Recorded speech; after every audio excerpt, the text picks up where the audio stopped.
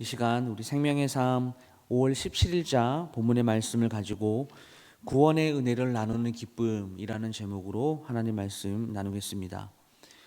모세가 아말렉과의 전쟁에서 승리했다라는 소문이 퍼지고 장인 이드로가 오랜 기간 동안 헤어져 있던 모세의 아내 십보라와 그의 두 아들을 데리고 찾아왔습니다.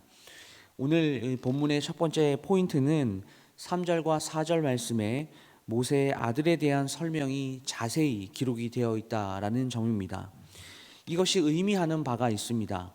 3절에서 첫째 아들의 이름이 게르솜이라고 이야기합니다. 이것은 나그네라는 뜻을 가지고 있습니다. 이 게르솜, 모세가 이 첫째 아들을 낳은 시기는 애굽에서 왕자로서 누리고 있었던 모든 이 부귀영화를 하루아침에 다 잃어버리고 미디안 광야에서 장인의 양을 치고 있을 때입니다. 그때 모세는 자신이 어떤 존재인지를 정말 뼈저리게 느끼게 됩니다. 다시 말씀드리면 나는 이 땅에 잠시 머물다 가는 나그네와 같은 인생이다라고 하는 것입니다.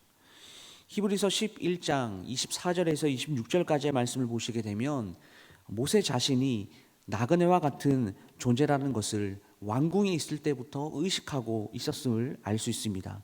제가 그 말씀을 잠시 읽어드리면, 믿음으로 모세는 장성하여 바로의 공주의 아들이라 칭함받기를 거절하고 도리어 하나님의 백성과 함께 고난받기를 잠시 죄악의 낙을 누리는 것보다 더 좋아하고 그리스도를 위하여 받는 수모를 애굽의 모든 보화보다 더 큰 재물로 여겼으니 이는 상 주심을 바라봄이라. 이렇게 기록되어 있습니다. 그래서 자신의 동족 이스라엘의 그 백성들이 당하고 있는 고통을 보고 정말 견딜 수가 없어서 애굽 사람을 죽이고 미디안 광야로 도망쳤던 것입니다.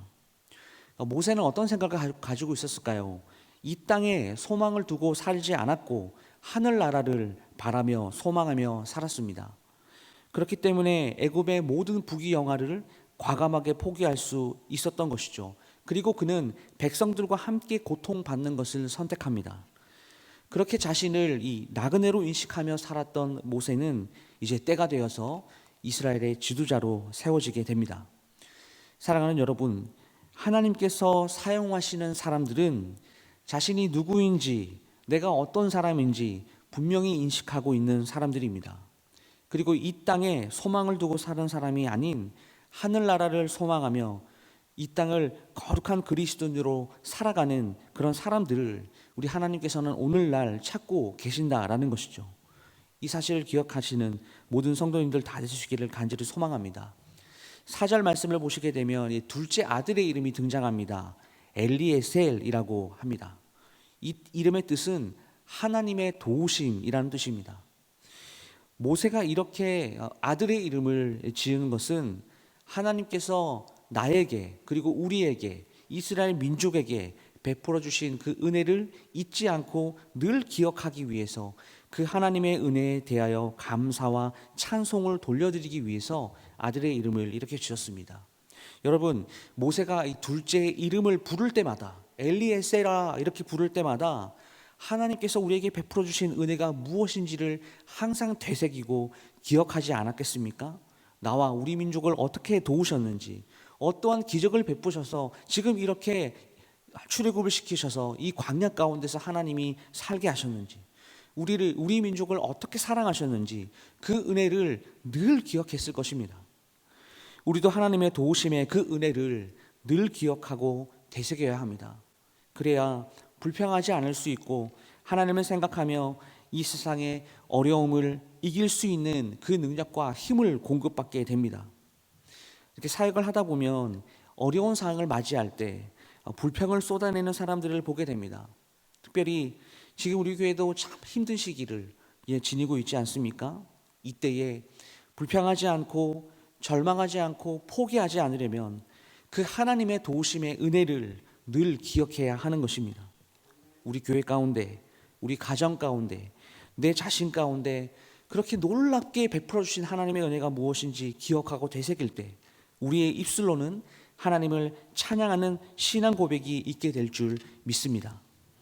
오늘 본문의 두 번째 포인트는 모세와 이드로는 이 광야에서의 이 지금까지 모든 여정 가운데 함께 하신 하나님을 찬양하고 예배했다라는 것입니다.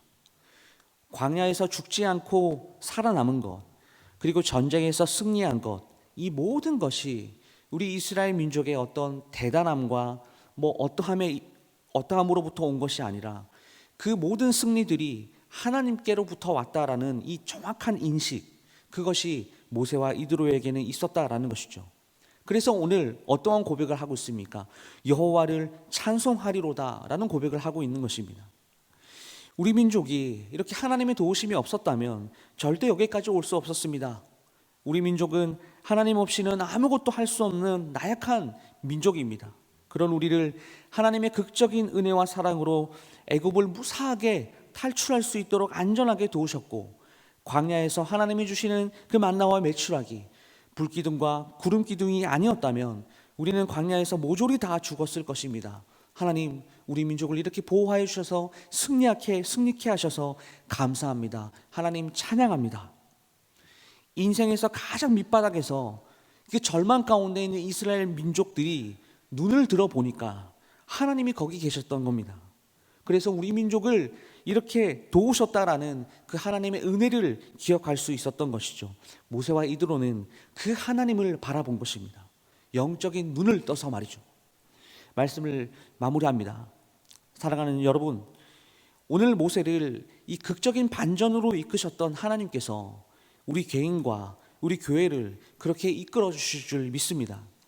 지금의 상황이 이 어두운 터널을 통과하는 것 같고, 이 터널이 끝이 보이지 않는 이 암흑 속을 걷고 있다라는 생각이 들지만, 그럼에도 이스라엘 민족들을 안전하게 보호하시고 지켜주신 그 하나님이 오늘 우리의 하나님이시기 때문에 하나님의 때에 완전하게 극복시켜 주시며 우리의 입술로 하나님께서 하신 일을 찬양하는 고백이 할 수 있는 날이 속히 올 것이라는 것을 믿습니다.